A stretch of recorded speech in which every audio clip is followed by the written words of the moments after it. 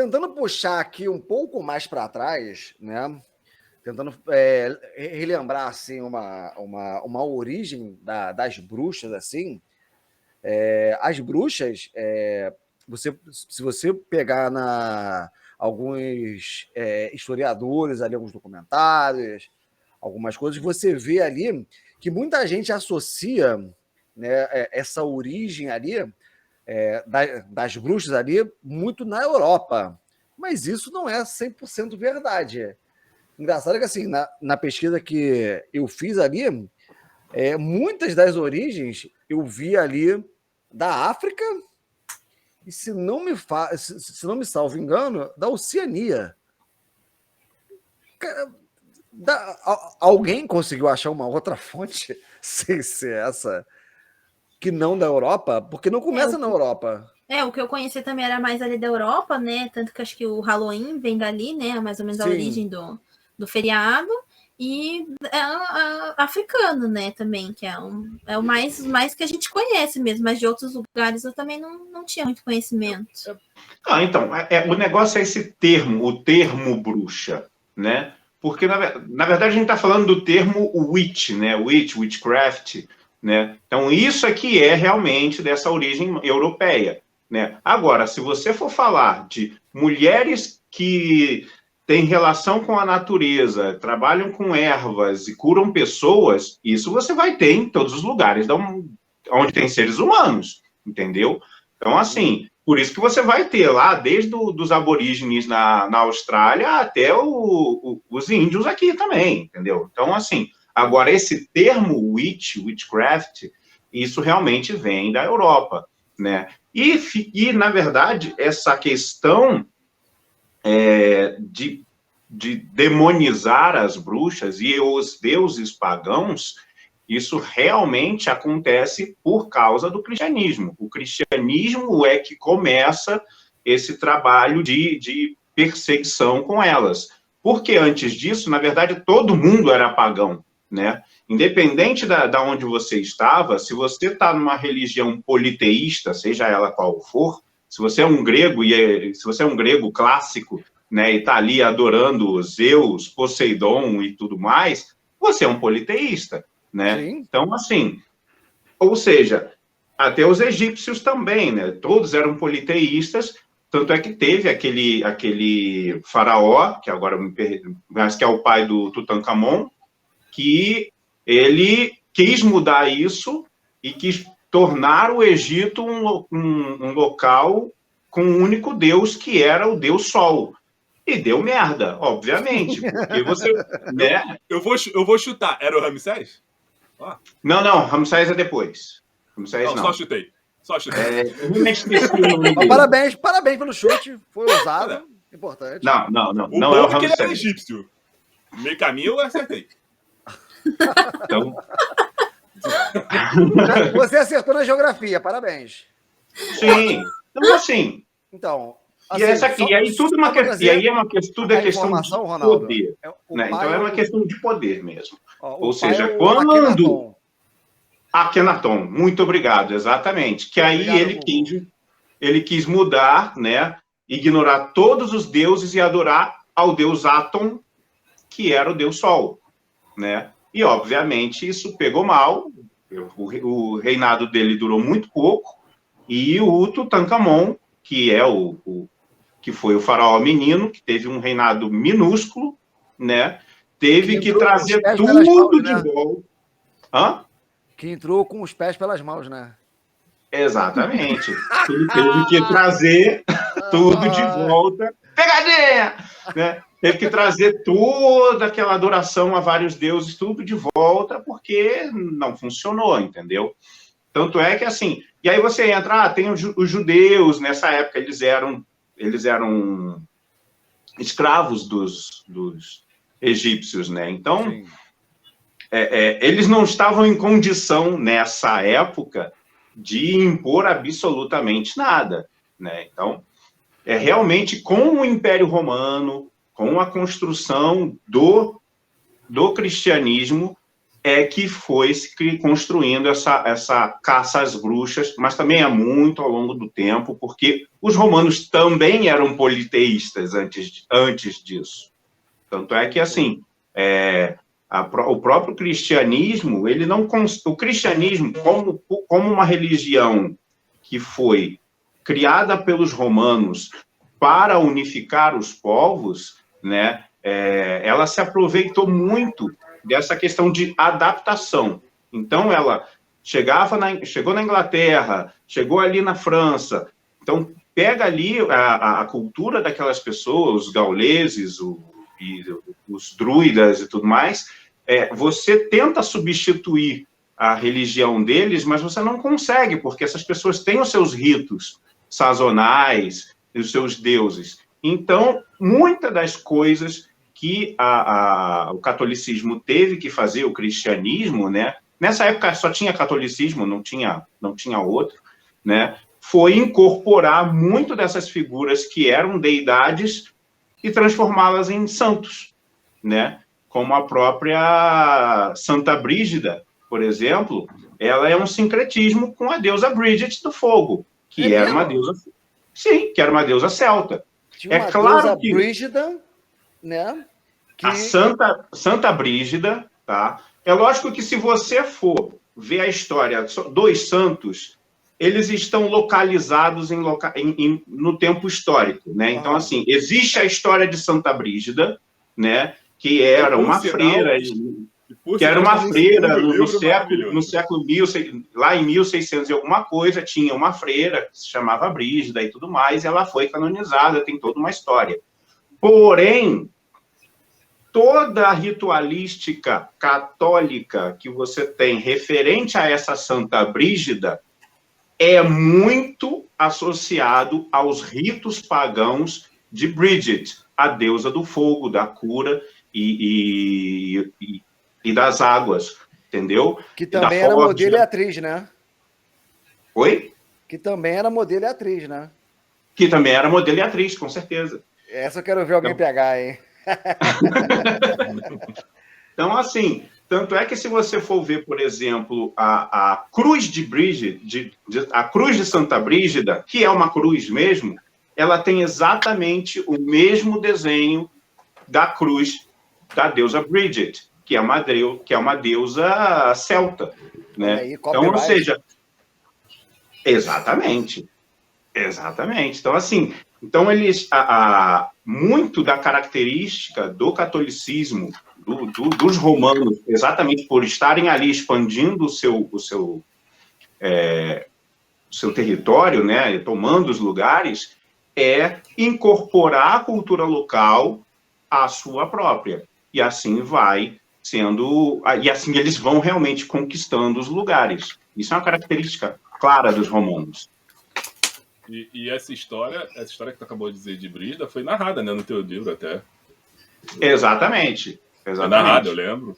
Eu lembro dessa história bem bacana aqui, onde a Luana começa a entender sobre a Santa Brígida.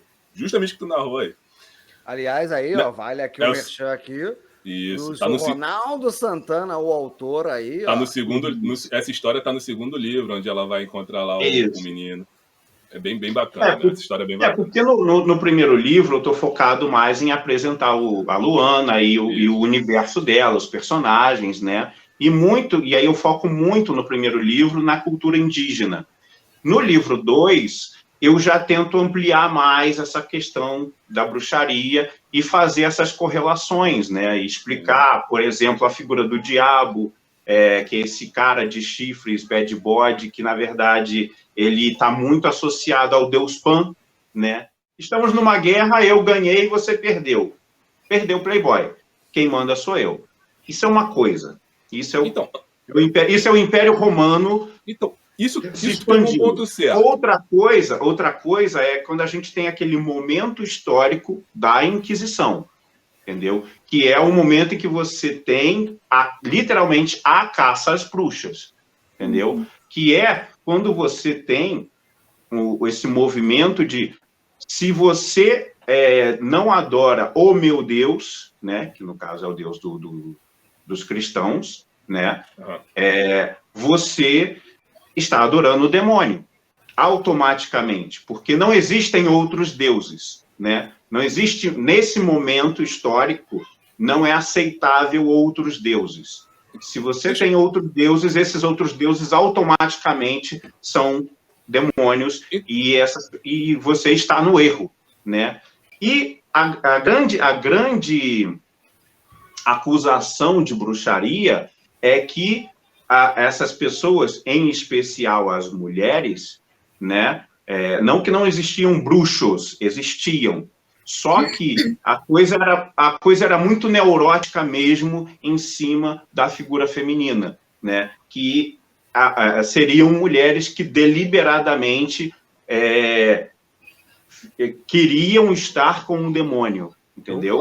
Então, exatamente. Então, ou seja, as acusações eram exatamente essa. São mulheres que estão ali tendo relações com o demônio e estão fazendo mal à população, à sociedade, estão ali prejudicando outras pessoas com as suas práticas horríveis. Né? Aí, isso é a Inquisição.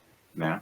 Mas já que o momento jabá desse livro aí, eu vou perguntar uma parada interessante, Ronaldo. Já tá todo mundo jogando nas tuas costas mesmo, vamos empurrar mesmo, vamos empurrar. Então, Vai empurrar nada, não. Vai empurrar nada. Perigoso, hein? Então, deixa bem. Se é pra empurrar, empurra a véia. Não, porque, assim, antes a gente estava falando sobre justamente esse lance do simbolismo, né? Dentro da própria cultura pagã, e assim que foi se perpetuando e modificando a partir da história. Na verdade, a bruxaria, assim, por mais que tentassem exterminá-la e acabar com ela e todo o seu simbolismo, ela não morreu, ela apenas foi substituída, suponho. Isso. Por quê?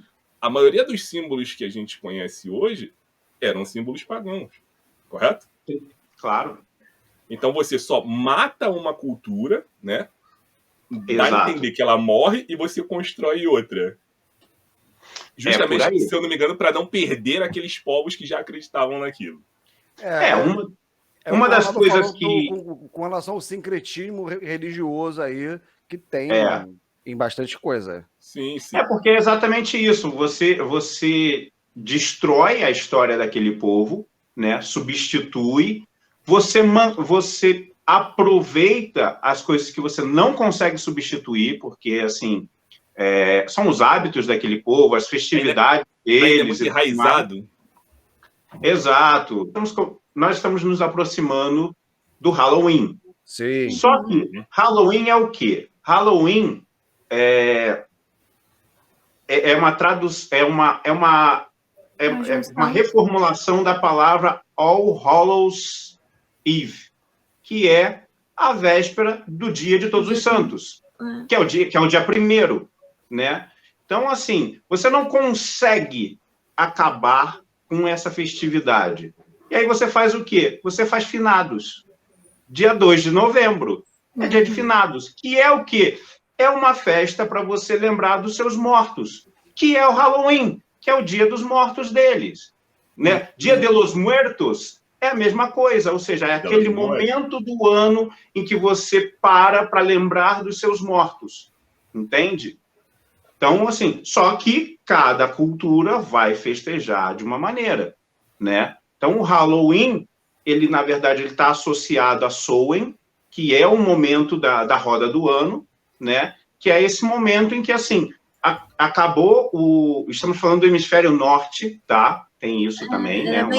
Uma coisa é o hemisfério norte, outra coisa é o momento que a gente está agora, que é o hemisfério sul, né? Então, assim, tanto é que a gente vive essa dicotomia maluca de que enquanto eles estão entrando no inverno, a gente está entrando no verão, né? Então é isso que eu ia perguntar, que é como se fosse uma celebração do fim do verão, não é? Alguma coisa assim. Exatamente. Por quê? Porque a partir de agora, se você for remeter ao tempo das colheitas, quando a gente tinha que realmente, principalmente no hemisfério norte, ou seja, o tempo de plantar e colher acaba agora.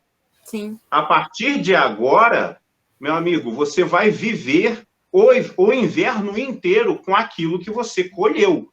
Se você não guardar, você vai morrer, porque o inverno é muito rigoroso. Isso nos tempos antigos, não agora que todo mundo tem calefação, eletricidade. Mas assim, mas você pode também roubar também das formigas. Sempre pode. Cigarra! Eu quero ver quem quer pegar essa referência aí agora, Carolina. Aqui é cheio de referência. Mas tu falou Então, uma assim, parada. Ou seja, esses eventos que são ligados à natureza e que os povos pagãos têm as suas festividades, isso você não consegue de jeito nenhum apagar. Então, o que você faz? Você substitui, né? Então, por exemplo, quando a gente fala do Natal, o Natal, a gente está aqui, quando a gente fala do Natal aqui, dia 25 de dezembro, e a gente bota um pinheirinho com Papai Noel, com um casaco e tudo mais, e a gente está no meio do verão, é papo de maluco. Não faz sentido, né? Aquelas propagandas da Coca-Cola com um urso polar e a gente derretendo de calor. Mas o próprio pinheiro... Mas em compensação, sabe qual é a nossa festividade aqui no Brasil em especial, que é equivalente ao Natal do pessoal do Hemisfério Norte? É o trombadinho de Natal, que rouba na Cinelândia. É dia de São João. Copacabana. É São João. São as nossas festas juninas, que é o nosso inverno, que é pular fogueira, que é ficar ali ao redor da fogueira com todo mundo, porque é o nosso inverno. Aliás, é muito mais legal do que o Papai Noel. Exatamente. Em alguns estados aqui no Brasil, aqui no Sudeste é fraco, o São João aqui é fraco, mas, por exemplo, lá no Nordeste, São João é muito comemorado, talvez ainda a data comemorativa mais importante do ano, lá no Nordeste, é São João. Mas, Ronaldo, tu falou de uma substituição aí eu acho que agora vai para uma pegada mais social, não sei. É porque você falou da substituição do Halloween, né? Dessa coisa de Halloween substituir finado, essa coisa de substituição cultural. E eu lembro que, para mim, eu não tinha ideia, isso que você explicou, eu não tinha ideia dessa formulação de Halloween, dessa construção. Mas quando você citou, realmente faz sentido. Se você essa junção de palavras que você explicou pra gente, de celebrar os mortos e tal, não sei, eu já escutei para Halloween para cada coisa, e você veio com essa que para mim é nova também. E aqui eu lembro que a galera na época queria substituir o Halloween, que não estava aceitando aquela cultura americanizada, para substituir o Halloween pelo Dia Nacional do Folclore. Não, é dia assim. Não seria isso? Especificamente o Dia do Saci. Isso, aqui é o Dia do Saci. Então, para acabar o Halloween, né? Não seria Halloween, seria Dia do Folclore, então, assim, ou do Saci. Mas se, é apenas para trocar o dia, mas o Halloween não faz mais sentido, não sei se o Saci faz sentido com o morto, então, assim, realmente acaba caindo essa pegada, né? Porque, realmente, assim, americanizar as coisas aqui pra gente não tem sentido, é só mais uma festa, né? Mas aí, se tem um conceito atrás, fica bem, bem diferente. O negócio é que a gente não pegou o conceito do Halloween, a gente só pegou a parte divertida do seu truque fazer festa fantasiada. É só isso que a gente quer. Eu quero ir na rave, porra. Deixa eu fazer uma pergunta. Pra cultura. Assim, eu sempre associei a questão do Halloween aqui pra gente, com adaptação, com Cosme e Damião, sabia? É bem parecido. Para você ter uma ideia. Exatamente. Pra gente, o que pega mais? É o Cosme e Damião. E quando é a Cosme e Damião? O Halloween é um amálgama. O Halloween é um amálgama de Cosme e Damião e Carnaval. Está associado a um outro momento da gente. Aqui, 27 de setembro é o quê? Começou a primavera agora. É o início da primavera, 27 de setembro. Entendeu? É outra. Na hora que você começa a associar as festividades com as estações do ano, as coisas começam a fazer mais sentido, entende? Possivelmente. Porque era assim que eram feitas as coisas. Essas grandes festividades, elas estavam associadas às estações do ano. Então, assim, é lógico que cada cultura tem a sua forma de medir o tempo, né? Isso que essa que a gente fala popularmente, que vem da Wicca, ela bebe muito da cultura celta, né? Então, assim, não existe essa questão, não existe o paganismo, existem dezenas, centenas de paganismos completamente diferentes. Então, assim, tudo depende de onde vem esse paganismo. Tanto é que a Wicca, por exemplo, ela remete originalmente à cultura celta, mas não só.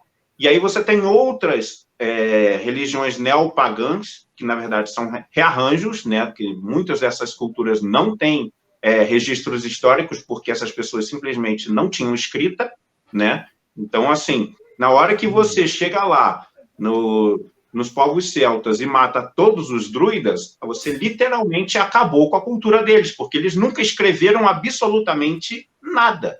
Povo preguiçoso, então, assim, né, cara? Tudo analfabeto nessas porra. Pois é. Foda. Né? Então, assim, aí você tem algumas religiões, tipo Asatru, por exemplo, que remete à cultura dos vikings, dos nórdicos. Então, eles vão buscando outras linhas, né? Que aí já não é mais dos celtas, já vem mais dos escandinavos, é um outro povo, é uma outra cultura, né? E no nosso caso aqui no Brasil, a gente, mesmo se a gente quisesse, por exemplo, eu quero remeter à cultura indígena, mas de que tribo, né? Porque milhares de tribos indígenas povoavam esse território, né? Hoje tem centenas, e a gente não conhece nem o Tupi, por exemplo, que é a mais famosa, o Tupi e o Guarani, que são as mais famosas, a gente nem conhece isso. Os nossos antropólogos são muito fracos de marketing, sabe? Aliás, Tupi, um grande time do interior de Minas Gerais, né? Fica aí o nosso abraço, grande torcida do Tupi. Salve, Tupi! Salve, Tupi!